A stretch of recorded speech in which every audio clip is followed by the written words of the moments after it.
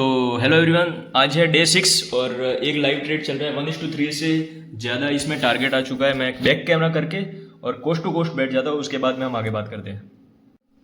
Okay, तो मैं इसके ऊपर पहले क्लिक करूँगा, एडिट पोजीशन, एसएल को कर दूँगा 0 पे और ट्रेड को कंफर्म कर देता हूँ। ठीक है, तो अब प्रॉफिट आ रहा है अभी करीब $30 के आसपास। टारगेट है 50 के आसपास का। ठीक है, फॉल कर रहा है थर्ड टाइम, फर्स्ट सेकंड और third time. Same strategy follow करो, कोई कुछ नया नहीं। ठीक है, 1:5 का सीधा टारगेट रहता है। कल के जो ट्रेड थे ना, मैंने यहाँ पे बुक कर लिए थे। ये जो मैं दिखाता हूँ, यहाँ पे दोनों बुक किए थे और फिर देखो ना, ये सारे रिवर्स हो जाते हैं, इसलिए मैं बीच में बुक करता हूँ। अभी $30 का आ रहा है ना, तो समझदारी यही होती है कि यहाँ पे बुक कर लेना चाहिए। ठीक है, तो मैं 30 पे डन। ठीक है, अब या तो पूरा टारगेट दे देना, उससे अभी मेरे को कोई वो नहीं है, ग्रीड नहीं है इसके अंदर कि मैंने पूरा प्रॉफिट बुक नहीं किया या मैंने अपना रूल तोड़ा। वैसे 1:5 सही है, बट क्यों? क्योंकि ये बीच में से रिवर्स होता है ना, वो बहुत तकलीफ देता है स्टार्टिंग के अंदर। तो पहले थोड़ा थोड़ा प्रॉफिट बुक करना चाहिए। तो अभी टोटल प्रॉफिट हो चुका है $180 का और इसमें सीधा साफ दिख रहा है कि सीधा टारगेट हिट कर देगा। बट क्या होता है ना, यहाँ से कई बार यही सेम कैंडल है ना, ये पूरा ऊपर क्लोज कर जाती है। तो दिक्कत ये होती है स्टार्टिंग में। तो भी ये जो जनवरी है ना, इसके अंदर मैं छोटे छोटे प्रॉफिट बुक कर रहा हूँ 1:3 और 4 के आसपास के। 1:5 पूरा बुक नहीं कर रहा हूँ। फिर जो फरवरी आएगा ना, उसके अंदर मैं पूरा रूल टू रूल चलूंगा। उसके अंदर क्या करूंगा कि जहाँ पे एंट्री होगी ना, मैं जैसे दिखाता हूँ कल वाले ट्रेड को। देखो, जहाँ पे जैसे यहाँ पे एंट्री ली, यहाँ का स्टॉप लॉस 1:5 का टारगेट। तो या तो टारगेट आएगा या यहाँ से अगर रिवर्स होगा तो मैं 0 पे बैठूंगा। 1:3 के पास जैसे ही जाएगा ना, मैं 0 पे बैठूंगा, C2C। उससे क्या होगा, ऐसे लाएगा तो फर्स्ट ट्रेड में क्या होता, मैं 0 पे निकला। सेकंड में क्या हुआ, थर्ड तक आया है, ये सेकंड ट्रेड, ये भी 0 पे निकला। और थर्ड ट्रेड तो मैं लेता नहीं हूँ, बट थर्ड ट्रेड होता तो इसमें एक में एसएल जाता, दोनों में C2C बैठता। तो कल कुछ नहीं मिलता मेरे को, लेकिन कल क्या हुआ, मैंने बुक किया तो मेरे को मिला। अगर बुक नहीं करता तो दोनों रिवर्स हो जाते, दोनों 0 पे एग्जिट होते। तो इसीलिए स्टार्टिंग में रहता है, साइकोलॉजी ठीक रहती है और दिमाग पे प्रेशर नहीं रहता कि यार मैंने प्रॉफिट नहीं किया, मेरे तो लॉस लग रहे बैक टू बैक। तो ये सीन है।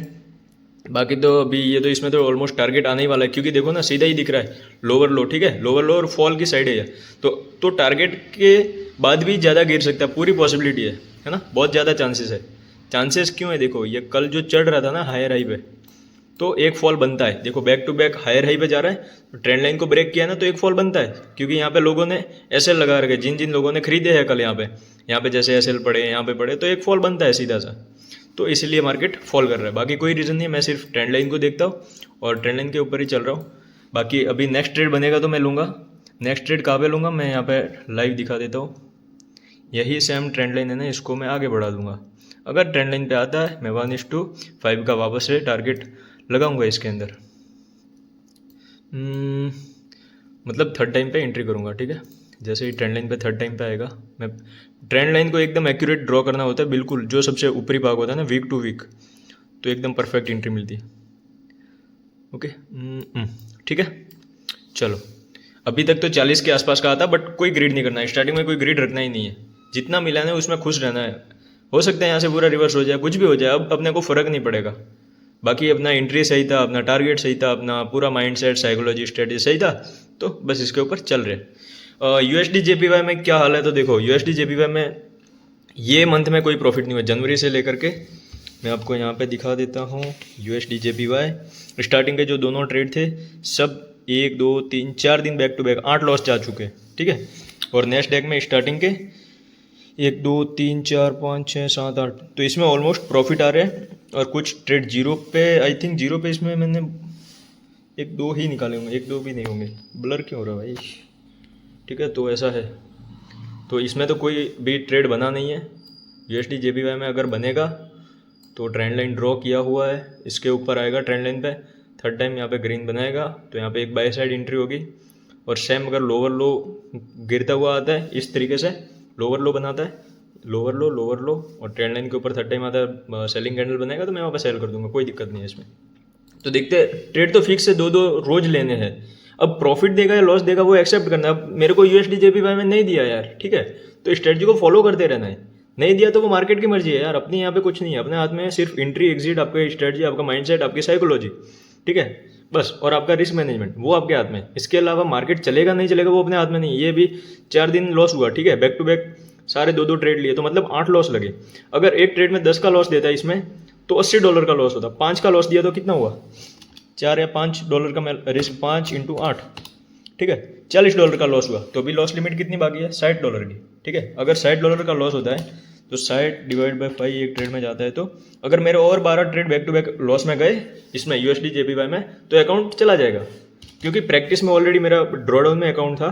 तो इसके बाद ये स्ट्रेटजी अप्लाई की और उसके बाद मेरे पास लॉस लिमिट कम बची हुई थी, इस वजह से मैं इसके अंदर फंसा हूँ। बाकी ऑलमोस्ट ये देखो ना, इसमें तो टारगेट आ रहा है ऑलमोस्ट, ठीक है। तो ऐसा सिस्टम है। तो इसमें क्लोज पोजीशन आज तो फर्स्ट ट्रेड ही बना है, अभी सेकंड ट्रेड बनेगा तो मैं देखूंगा।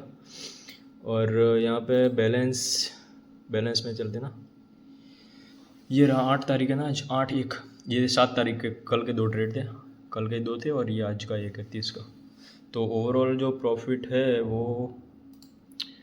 ओवरऑल जो है $180 के पास हम पहुंच चुके हैं। तो सही है, चलो भगवान साथ दे रहे। तो इसी को बोलते हैं कि बस एक स्ट्रेटजी पे चलना और खुद पे विश्वास रखना और भगवान पे विश्वास रखना, उसके अलावा मेहनत, सिर्फ कर्म किए जाओ। भी फल तो अपने हाथ में है ही नहीं, इसको फल है, ये फल है, ठीक है, ये अपने हाथ में नहीं है। यहाँ से रिवर्स भी हो सकता है, कुछ भी हो सकता है, अपने हाथ में बस कर्म है। तो एक स्ट्रेटजी पे कर्म किए जाओ, तो यही सीन है। बाकी तो अभी एक और ट्रेड अगर अगला बनता है तो ठीक है, नहीं तो आज का डे बस 30 के प्रॉफिट में ही रहेगा। तो मैं अगर अगला ट्रेड लूँगा तो उसमें या तो 10 जाएगा या 30, 40, 50 आएगा, ऐसा सीन है। तो देखते हैं, अभी मिलता है तो मैं नेक्स्ट वीडियो में रिकॉर्ड करता हूँ। तो ये वीडियो मैं अभी रात को 8:30 बजे रिकॉर्ड कर रहा हूँ, ठीक है। तो आज जो थे ना नेस 100 में 2 ट्रेड, वो एक ट्रेड फर्स्ट ट्रेड था, उसमें मैंने प्रॉफिट बुक किया था $30 के आसपास, यहाँ के आसपास, ठीक है। और टारगेट पूरा दिया इसने 1:5। और सेकंड ट्रेड यहाँ पे बना था ना, देखो, फर्स्ट पॉइंट, सेकंड पॉइंट और थर्ड पॉइंट यहाँ पे रेड कैंडल्स ट्रेंड लाइन पे, और इसमें एसएल गया, ठीक है। और फिर थर्ड ट्रेड यहाँ पे बना था, जो कि पूरा टारगेट से भी ज़्यादा दिया 1:10 के आसपास, बट मैं थर्ड ट्रेड नहीं लेता हूँ। तो फर्स्ट ट्रेड में प्रॉफिट, सेकंड में एसएल और थर्ड ट्रेड में प्रॉफिट। तो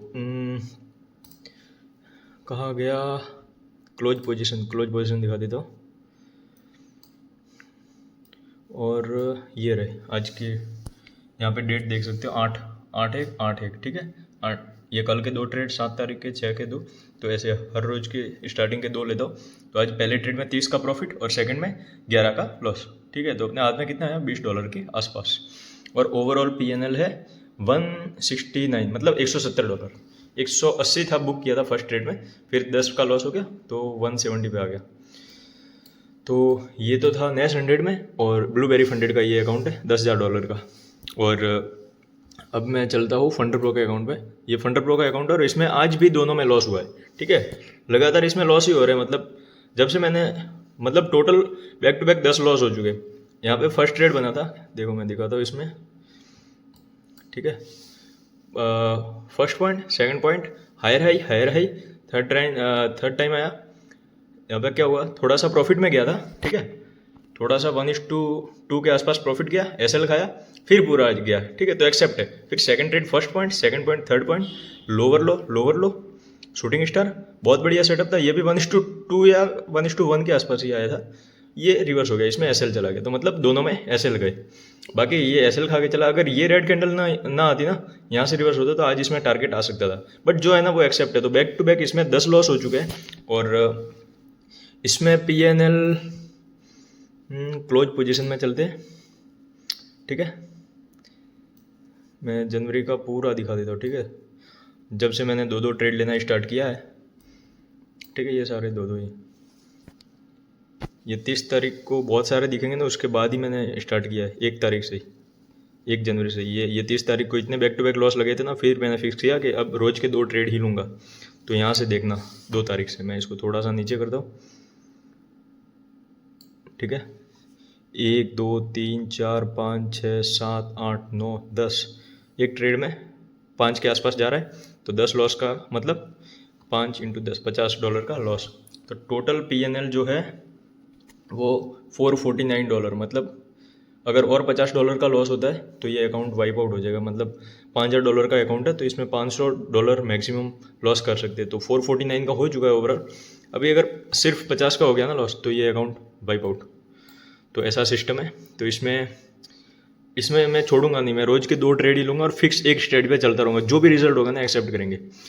तो यही था बस आज का पीएनएल। तो इस वीडियो को मैं यहीं पे फिनिश कर देता हूँ। बाकी आपको स्ट्रेटजी तो मैं हर वीडियो में बताता हूँ, हर वीडियो में, कि कैसे एंट्री होती है, कैसे एग्जिट, और क्या रिसीवर, और क्या है ना, बीच में कुछ छेड़छाड़ नहीं करनी। सेम थर्ड टाइम जब लोअर लो बना के आता है और शूटिंग स्टार या रेड कैंडल बनाता है, उसी के अंदर एंट्री 1:5 का टारगेट, और उसी कैंडल का ऊपर का स्टॉप लॉस। बस सिंपल। बाकी बीच में उंगली नहीं करनी, छेड़छाड़ कुछ नहीं करना। रोज़ के 2 ट्रेड फिक्स किया तो रोज़ 2 ही लेना है, और एंड ऑफ द मंथ हम देखेंगे कि फाइनल पीएनएल हमारा क्या रहता है। तो सभी को जय हिंद, जय भारत।